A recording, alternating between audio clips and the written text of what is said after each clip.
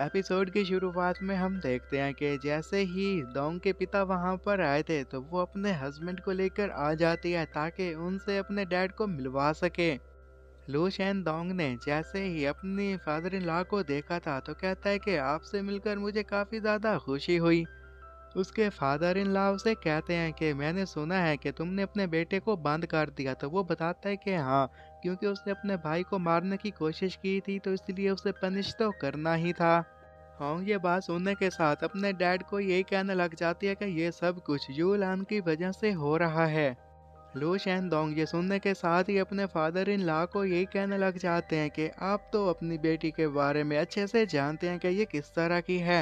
मैंने तो पूरी कोशिश की थी कि ये मेरे साथ रहे, लेकिन ये मेरे साथ रहना ही नहीं चाहती और मैं इसके डाइवोर्स पेपर भी लेकर आया हूँ। अपने फादर इन लॉ को वो डाइवोर्स पेपर दे देता है। होंग ये देखने के साथ काफी ज्यादा गुस्से में आ जाती है और उसे यही कहने लग जाती है कि तुम भला मुझे कैसे डाइवोर्स दे सकते हो, ये सब कुछ तुम यूलान की वजह से कर रहे हो ना। चैन डोंग उसकी बात सुनने के साथ ये कहने लग जाता है कि तुम्हें तो पता है कि वो मेरा ही बेटा है, अगर तुम में से कोई उसे नुकसान पहुंचाने की कोशिश करेगा तो मैं उसके खिलाफ हो जाऊंगा। और होंगलान, तुम्हारे साथ तो इस रिलेशनशिप को निभाना मेरे लिए काफी मुश्किल होता जा रहा था, इसलिए मैं इसे खत्म करता हूँ। अब तुम मेरी वाइफ नहीं रही। होंगलोंग यही कहने लग जाती है कि मैं तुमसे कह रहा हूँ ना, ये सारा कुछ इस लड़के की वजह से हो रहा है, तुम इसके लिए मुझे बिल्कुल डिवोर्स नहीं दे सकते। और उसके फादर इन लॉ को भी अब काफी ज्यादा गुस्सा आ गया था। उन्हें इस तरह गुस्से में देखने के साथ शैन डोंग ने भी अपनी पावर्स को एक्टिवेट कर लिया था और देखते हैं कि फादर इन लॉ भी अब वहां पर अपनी पावर्स को एक्टिवेट कर लेते हैं। दोनों एक दूसरे के सामने खड़े हुए थे और अपने फादर इन लॉ की पावर को देखने के साथ उसने अपने इर्द गिर्द एक फार्मेशन भी बना ली थी। फार्मेशन को बनाने के साथ ही आगे बढ़कर अपनी वाइफ को भी एक जोरदार थप्पड़ दे मारता है। तो उसके फादर इन लॉ काफी गुस्से में आ गए थे, उस पर अटैक करने के लिए बिल्कुल रेडी खड़े हुए थे कि तभी ये भी अपनी पावर का यूज करते हुए उन पर अटैक करता है और उन्हें पीछे की तरफ हटा देता है। फिर यही कहने लग जाता है कि आपको इतना गुस्सा करने की कोई भी जरूरत नहीं है, आप अपनी बेटी को बस यहाँ से लेकर चले जाइए। उसके फादर इन लॉ अपनी जगह पर खड़ा होने के साथ ये कहने लग जाते हैं कि मुझे लूथियान भी चाहिए। शैनडोंग कहने लग जाता है कि तुम्हें तो पता है कि वो मेरा ही बेटा है, तो इसलिए मैं तुम्हें तो नहीं देने दूंगा और इसलिए वो यहीं मेरे साथ रहेगा। उसकी बात सुनने के साथ फादर इन लॉ को काफी गुस्सा आ गया था और कहता है कि यूलान तो तुम्हारे पास आ चुका है और वो तुम्हारा बेटा है और तुमने उसे एक केव के अंदर बंद किया हुआ है। तुम उसे जाने दो, न तो वो तुम्हारे बेटा होने का हक नहीं अदा कर रहा। और तुम्हें तो पता ही है कि वो मेरा ग्रैंडसन है, तो इसलिए मैं नहीं देख सकता कि उसकी हालत इतनी ज़्यादा ख़राब हो, तो मैं तुम मेरे साथ तो उसे नहीं रहने दूंगा, अपने साथ लेकर जाऊंगा। अपने फादर इन लॉ की बातें सुनने के साथ शैनडोंग यही कहने लग जाता है कि ऐसी बात नहीं है, मैं भी उससे प्यार करता हूँ। ये नहीं हो सकता कि मैं एक बेटे को प्यार करूँ और एक को प्यार न करूँ। उसने गलती किया तो इसलिए उसे उसकी सज़ा तो मिलना ही चाहिए। और मैंने कौन सा उसे इतनी ज़्यादा सज़ा दे दी है, सिर्फ 10 साल तक ही तो उसे अंदर गुजारना, फिर वो बाहर आ जाएगा। और जब वो 10 साल के बाद बाहर आ जाएगा तो ये वो खुद ही डिसाइड कर लेगा कि उसे हमारे साथ रहना है या फिर तुम्हारे साथ रहना है।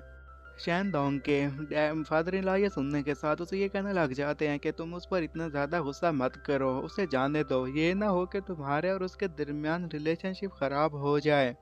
अपने फादर इन लॉ की ये बात सुनने के साथ लू शैनडोंग कहने लग जाता है कि जब वो 10 साल के बाद बाहर आ जाएगा तो उसे मालूम होगा कि क्या गलत है और क्या सही है और फिर वह मुझे भी अच्छे से समझ सकेगा। और वैसे भी ये उसके लिए कोई भी पनिशमेंट ही नहीं है, बल्कि मैं तो चाह रहा हूँ कि वो वहाँ पर अच्छे से कल्टीवेशन करे और खुद को स्ट्रॉन्ग बना सके। अगर ये बात उसे समझ में आ गई तो अच्छा है, वरना फिर अगर हमारा और उसका रिलेशनशिप खराब होता ही है तो जैसा किस्मत में लिखा था। उसकी ये सारी बातें सुनने के साथ उसके फादर इन लॉ ये कहने लग जाते हैं कि मुझे तुमसे बहुत ज़्यादा उम्मीदें थी, लेकिन तुमने तो मुझे नाराज कर दिया है। और अपनी बेटी को लेकर वो वहाँ से चले गए थे। उनके जाने के बाद फिर लू जान यही कहने लग जाता है कि डैड, आपने तो कहा था कि आप अपने बेटे को जाने देंगे, लेकिन फिर जब वक्त आया तो आप उसे क्यों नहीं जाने दे रहे।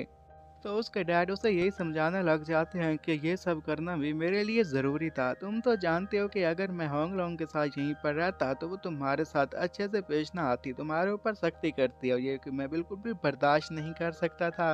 और मैं ये भी अच्छे से जानता हूँ कि तुम कितनी तकलीफ़ों को बर्दाश्त करके यहाँ पर पहुँचे हो।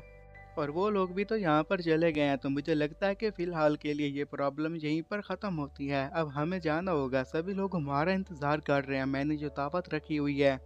और यहाँ से हमारा सीन शिफ्ट होता है, हम देखते हैं कि उनकी एक एल्डर्स का रूम बनाया गया था, जहाँ पर जाते हैं और यूल उनके डैड उसे बताने लग जाते हैं कि ये हमारे एंसेस्टर्स का रूम है।